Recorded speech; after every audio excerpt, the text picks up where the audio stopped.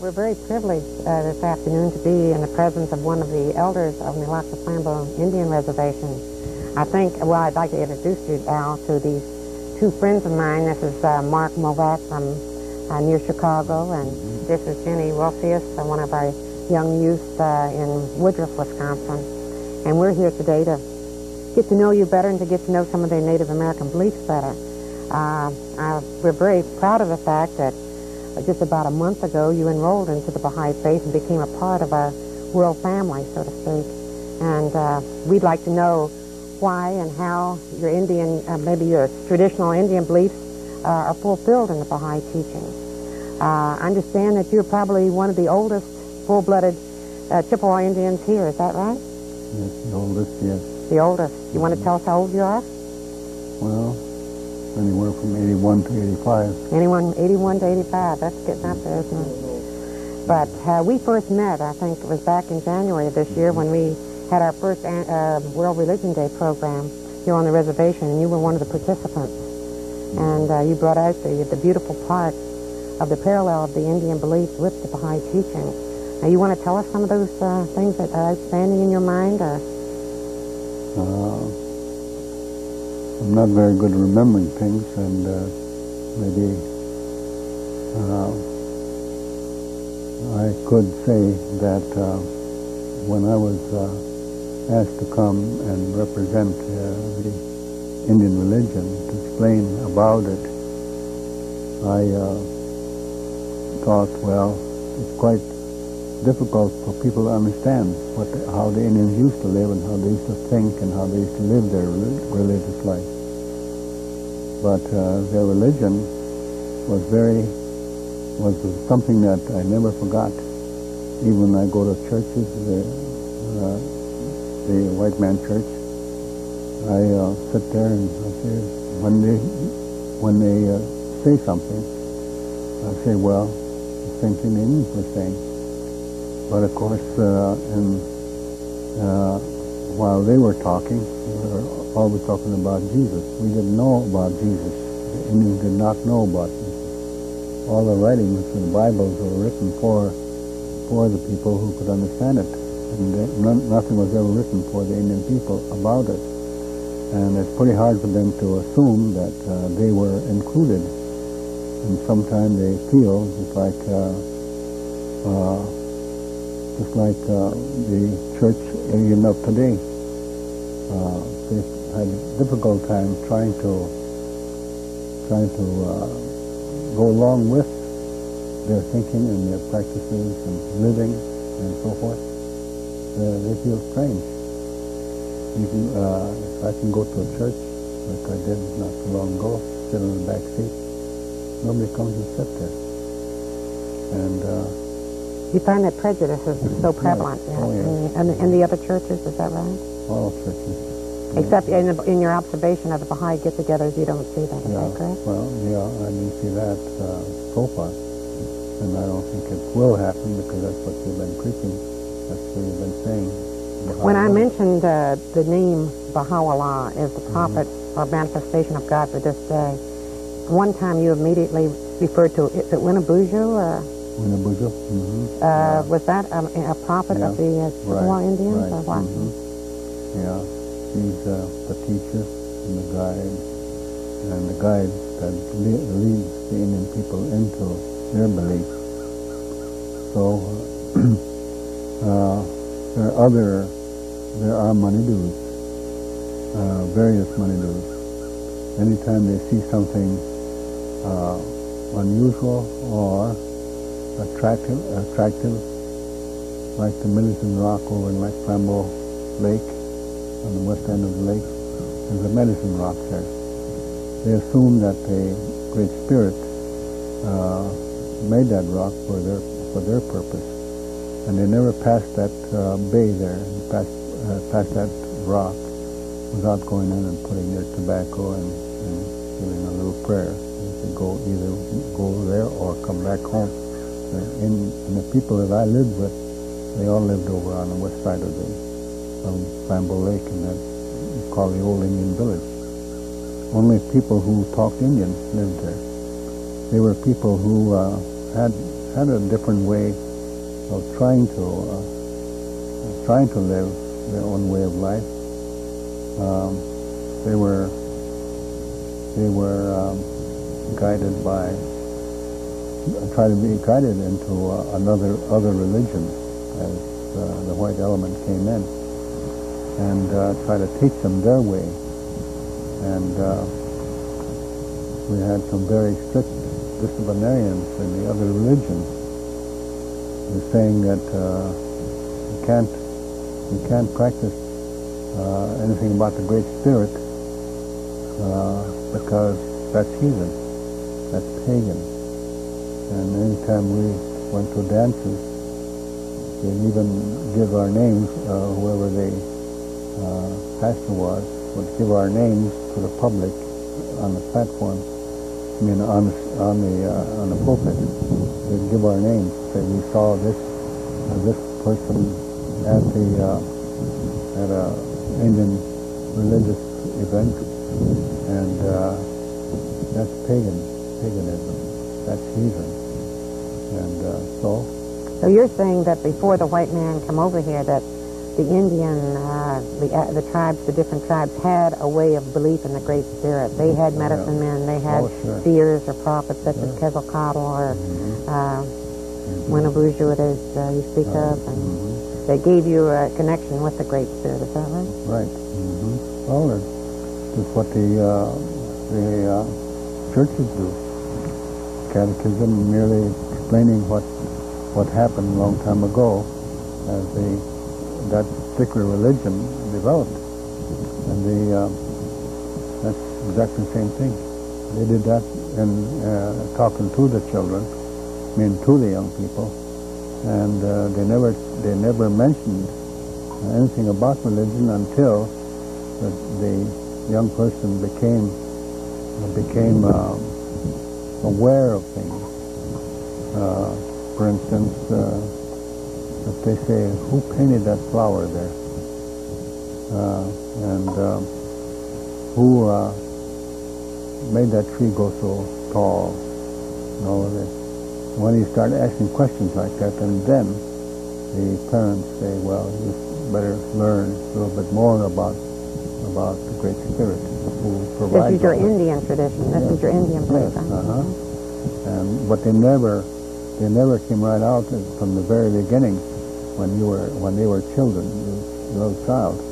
They never said, well, you better learn catechism right now, and they weren't forced to do it. They were close to nature, and they did it by example. Is that right? Do you see the example of your people today for their children? Oh, considerably changed. Not like it used to be. And they were pretty well disciplined. And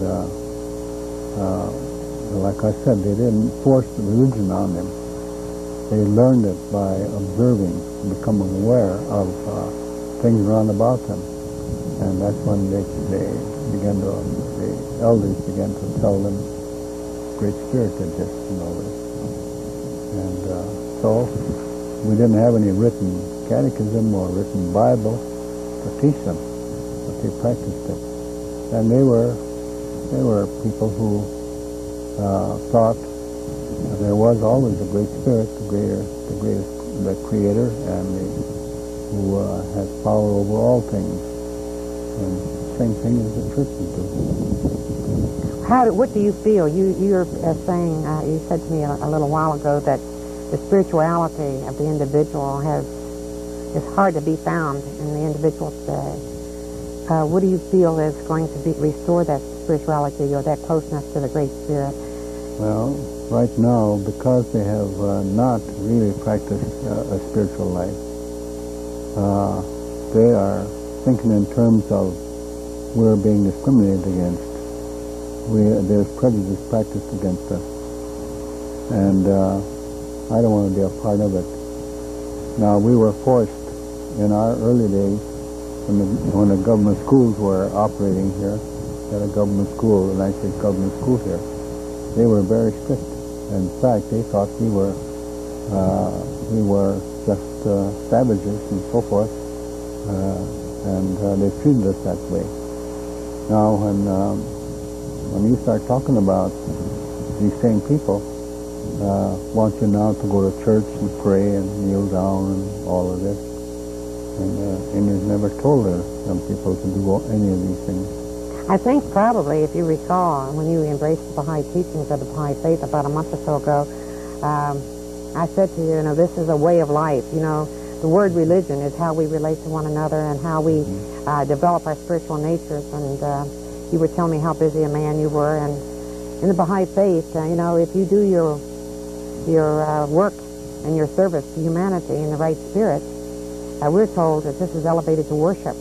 And I understand you're busy serving your people all the time, and this is why you were happy to become a Baha'i, is because this didn't insist that you have a certain ritual or whatever daily, except that we do have obligatory prayers that we're supposed to say daily, but it didn't demand any of your time except between your individual self and the Great Spirit. Right.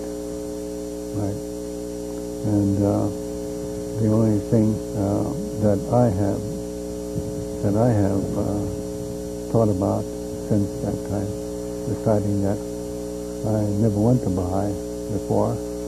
I know where your temple is in Wilmette. I stopped there and looked around at one time. I used to go by there quite often, and I just assumed it was another sect,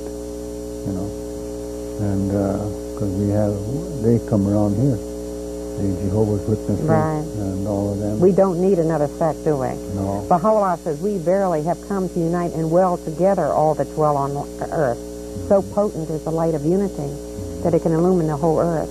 So it's really to come and bring the circle back into a circle, to embrace the whole human race and wipe out prejudice between the red man and the white man or the black man. And I like to think that maybe what you and I are, maybe this is my way of thinking, that we're an accident of birth. I could have been born an Indian, or you could have been born a white person, or over, in another country. So therefore, we have to recognize this fact and give tribute to the Great Spirit and be willing to accept each other on the same level. Oh, yes. Yes, under this, as much as I know about it up to this point, this would provide us to learn to live with other people. And I think this is what's bothering us right now.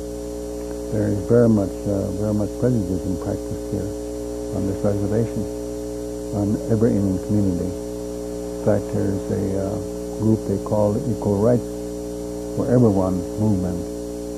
I was asked to come to a hearing on racism at Telemark last fall.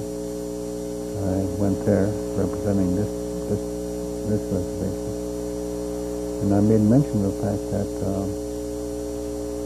prejudice seems to be a natural thing for all people, because they practice hatred, and they're going to hate somebody. And right now, they hate the people who are in a minority. Now, they thought years back, a lot of books were written about the famous Indians and what great people they were, and how they practiced being men of nature and all this. And they said, that's a good man. And certain countries where I've been, they more or less felt like they were worshiping an Indian. And I don't want to name the countries, but I've been in other countries before in my past. But now, and if they have to go to learn the catechism from memory, it's not the way they want to. They feel like if I'm going to believe in this, tell me what is being done. How will I enjoy my life hereafter? But when they forced things upon them, when they took this land away from the Indian people, they incarcerated them. They set up schools all over the country, far from their homes. There's Carlisle School in Pennsylvania. That was a military. There was a military camp, and they were surrounded with fences, and they would not be permitted to leave the grounds. And they were good athletes. Some of the greatest athletes came from there. We have two from here that played with Jim Thorpe. And now other places. Now Hampton, Virginia, I spent the summer there. The last summer that Indians were invited to come to Hampton. I went to Hampton one summer. That was the last. There was 11 of us. It was the last of the Indians that ever went there again. Now that used to be. There was a Fortress Monroe, right across the river, and you see a lot of headstones there with Indian names. They took the Sioux there, took them away from their reservation or their way of life, and brought them there under police guard, soldiers guarding. And most all of them died. And you can walk around in that cemetery now and read all the names, the Indian names and where people that were buried there. Now it turned into a black school. These are black people there now. And the people that set up Hampton Institute, because the Indians were across the river, they thought, well, they ought to be learning how to read and write and so forth. So that's why they built that school. It was an Indian school to start with. But then a lot of the Indians that were in that encampment were dying off. And they had very few Indians, and then they accepted the colored people. And the colored came in, and there's no Indians there anymore. I came from Virginia, originally from the South, and then when I was growing up as a little girl, there was no place in the city of Washington, D.C. that the black people could go into a restaurant when they went downtown to shop or whatever because of the prejudice. One thing that in the Baha'i teachings that you have to know where you've been in order to know where you're going. And in the past, it says, a very wise person said to me once, that everything worthwhile is accompanied by pain. Now, it was only about 100 years or so that we were fighting between the North and the South, trying to unite. We didn't think the Yankees were human beings or whatever, vice versa. And I think that my belief, or not my belief, this is the Baha'i viewpoint, is that the great creator or the great spirit from the beginning of time had a plan that we would come to this age in history, that we would be embracing the whole human race as one family. But it started out, as you know, with the family, and the family developed into clans, and the clans into tribes, and the tribes into states, and the states into nations. And today, we're on the threshold of the international, of incorporating all peoples of the world, such as Mark Movac here is from Iran. And it's time that we realize it's the color of the heart that's important, don't you agree? Oh, sure. Yeah, but that isn't the way they started out to do it to us. My Indian school experience, for instance, they didn't pick me up when I was a child and brought me over to the school over here in Flambeau. That was fenced in, and so that people wouldn't run away and go home. And some of us just actually, the only thing we were concerned about, how can we go home? How can we go back home? And they talked only in the white man's language, which we didn't know. And when they asked us, asked us something, if we couldn't answer, they'd think that we were just stubborn, so they give us a smack on the face or something, and slap, push us around. Well, actually, Baha'u'llah is not a white man's prophet or a manifestation of God. He comes as the fulfillment, not only of Christianity, but of the old Native American traditions.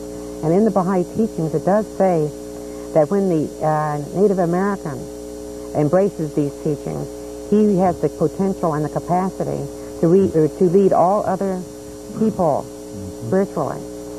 There must be that potential innate potential in each individual. There is something about the Native American. It seems to have that sense of right and wrong, or the what is it, closest to nature, or spirituality, or whatever you want to call it. How do you think this might come? What do you see as a potential for your people? Well, we've got to learn.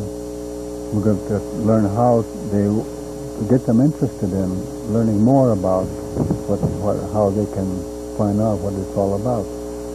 And other religions, the government set up churches here. In fact, the rule was that there can be only one Catholic church in each reservation and one Protestant church. The Catholics got here first, and they had some priests that worked at involving every Indian family. They used to go to the various wigwams or houses when they had them, go in, say a prayer, and give them communion.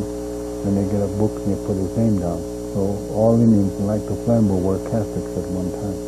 Okay, now the Baha'i people such as Mark and Denny and myself and the ones you've met are eager beavers to share these teachings with everybody because they feel it is the divine remedy. How do you feel it's best to share it with your people and to get them to be aware of these writings so that they can overcome? Well, maybe of their own accord.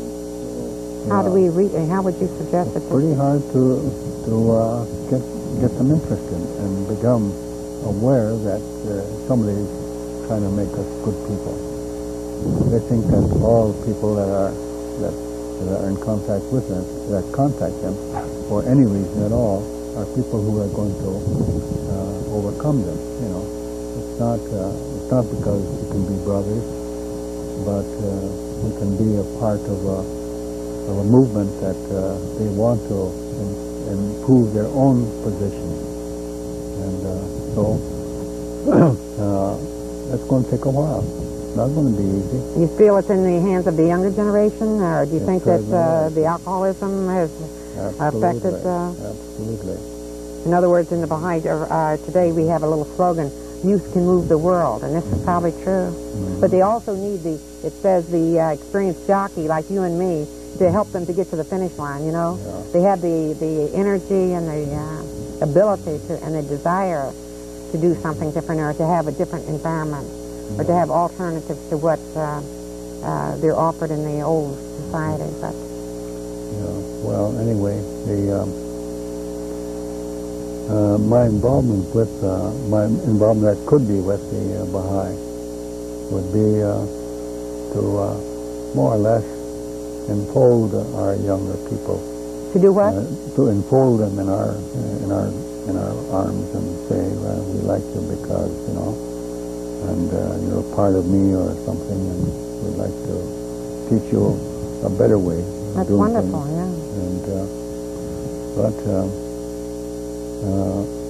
Yeah. And I haven't been king. I've been pretty busy. A lot of other things. I'm involved with the equal rights movement. And there is a great respect of the younger people for the elders, isn't it? It's an inborn sense that they would probably listen to you and respect your rights. I was wondering, do the kids still respect the elders? Well, if the older person would not follow the practices of the previous teachers, previous leaders among them, and the leaders have always been non-Indian people coming in and saying, we're going to run this show, we're going to do this and all that. And that's one of the things that they would walk away from. But if one of their own kind comes on and says, let's learn something different. It might be different from what you have believed. Let's learn to do it another way. And now we don't have priests or pastors to do this. it isn't necessary. I don't mean to say that it's necessary to give them a title. No, we in the Baha'i faith, don't have titles. We're all teachers, of the Word of God, and we want to help our fellow man. Yeah. And no one can get a salary or even solicit funds from non-Baha'is, This is no money-making or sect or whatever, but it's something to embrace all humanity, like you say, and a better way of life, not only for the Indian, but the white people, too. Every individual on the face of the planet. Yeah. Well, maybe I'm not encouraging anybody too easily, too well, But, so the day will come, maybe. The day will come, quite likely, when maybe I won't be around at that time. We got to utilize you while you're here. That's the important part, because we don't have too many alcoves, and so hopefully one of these days you'll get less. When the snow comes, you're a golf pro, and you won't be able to teach golf in the wintertime, will you? I go to Phoenix. Oh, go to Phoenix. Well, we're going to kidnap you before you go. So, will you be here in November? I'm leaving Labor Day. Labor Day, and you won't be back until when? No, I'm going there. I'm going west because there's some interest there. My wife has. There's land in Montana, and we're going to go there and see what's going on with the land in 80 acres. And but you will be back before next spring, right? Yes, I'll be back quite likely before Christmas. Oh, good. We're having a New Believers Conference here in November 2nd or 3rd. Oh. And we're hoping we're going to have we're going to have some very outstanding Native Americans come here from other states. But we're getting, our time, I think, is just about up, and I think you are a wonderful asset to our community, and we thank you for what you've done for us here. Thank you. We look forward to more talks like this. Okay. If I'm around, I'll be around to explain things. But that is interesting what you're saying about embracing the young people and talking to them. I think maybe we should utilize you before Labor Day even. If you could find a time, we'll round up some of the individuals if you could. I have a contract for Labor Day, so that's why